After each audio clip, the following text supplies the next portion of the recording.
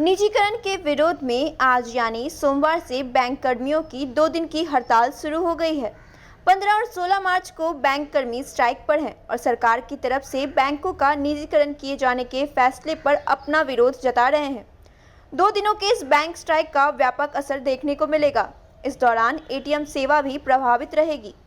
United forum of bank unions के आह्वान पर बुलाई गई बैंक हड़ताल को लेकर स्टेट बैंक ऑफ इंडिया समेत राज्य के 3,978 राष्ट्रीयकृत व्यावसायिक और 2,110 ग्रामीण बैंक बंद रहेंगे। इस बैंक स्ट्राइक से 70,000 करोड़ से ज़्यादा के कारोबार के प्रभावित होने की संभावना है। एटीएम सेवा पर भी इस बैंक स्ट्राइक का बुरा असर पड़ेगा।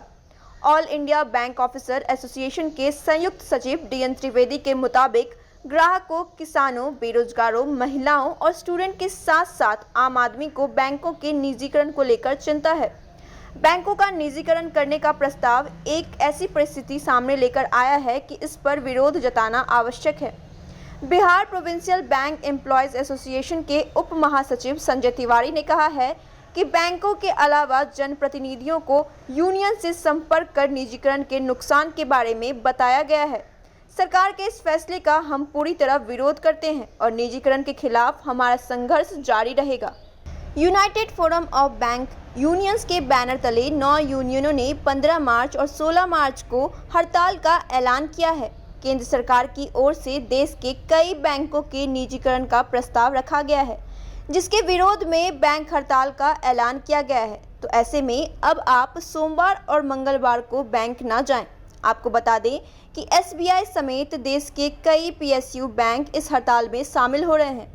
All India bank employees association के महासचिव CH वेंकटचलम ने दावा किया था कि करीब 10 लाख बैंक के कर्मचारी इस हड़ताल में शामिल होंगे।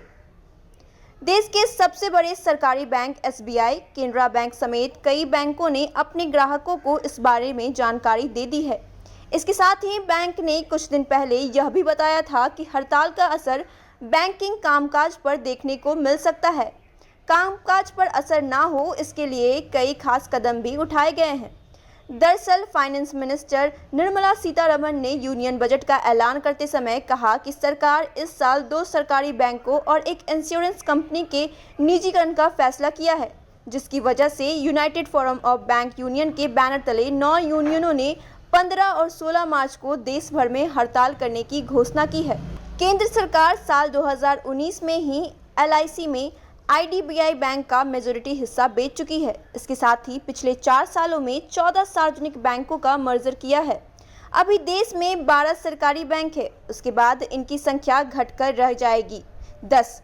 2 बैंकों का निजीकरण फिस्कल ईयर 2021-22 में किया जाएगा। UFBU के सदस्यों में all India bank employees association, all India bank officers confederation, national confederation of bank employees, all bank officers association और bank employees confederation of India शामिल हैं।